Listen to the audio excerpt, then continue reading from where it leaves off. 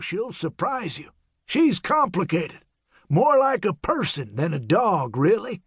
Complex emotions and all that." "Like a person," I repeated.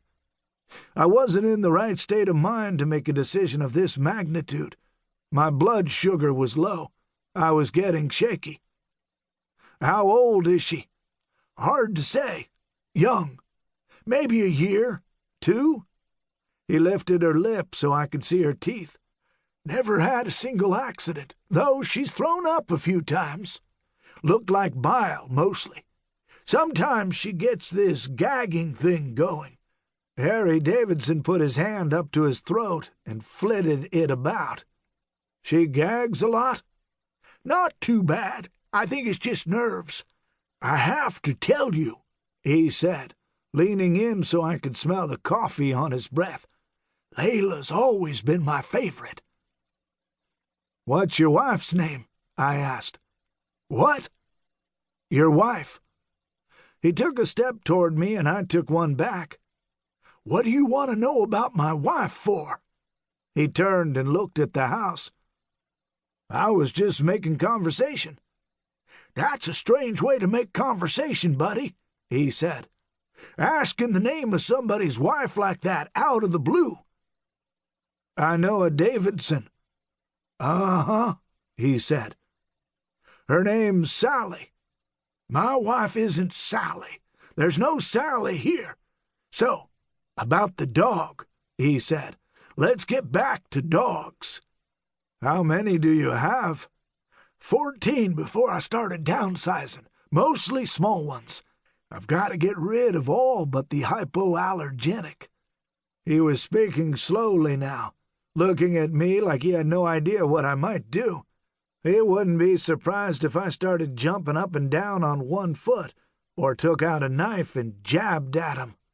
We continued talking about his dogs and how he'd come to have so many, a litter here, a stray there, until Harry Davidson wasn't bristled any longer. He was smiling when he said, "Oh, yeah, she's really taken to you." There was nothing in the dog's behavior to substantiate this. "I named her after the song. Eric Clapton was in love with George Harrison's wife, and it's about this woman. I think her name was Patty, or was it Debbie?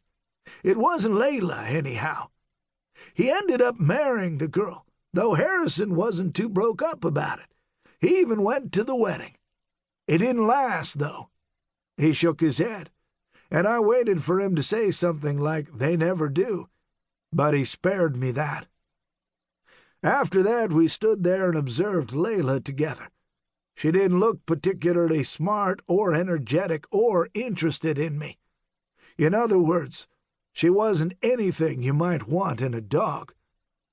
I thought about the dogs I'd had as a boy, a pack of wild animals that weren't allowed inside the house. Occasionally, if the mood struck, if my mother had made pancakes that morning, I'd toss them into the air to watch them jump. Then I'd close the door and forget about them. And then I thought about Ellen's dog, a small, nervous thing with wiry hair and a burnt caramel color. "She's a good one," he said. "One of the best." That was a stupid thing to say, and I felt like pointing out how stupid it was. I didn't care for this man. I liked the idea of training his dog, though, the things I might teach her to do. Perhaps she really could get my paper in the mornings. That would be something for the neighbors to see. "I don't want to pressure you," he said, "but I've got some burgers I need to flip." "Oh, I doubt that." "It's something people say," he said, "a figure of speech. I have things to do." I wanted the dog, but I didn't like the idea of doing him any favors, and I certainly didn't want him to think he'd talked me into it. "Well," I said, and I paused for much longer than either of us was comfortable with.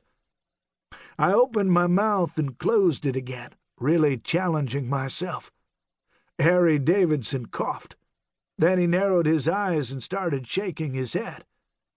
Finally, I said, "I think this is the one for me." "Oh, yeah."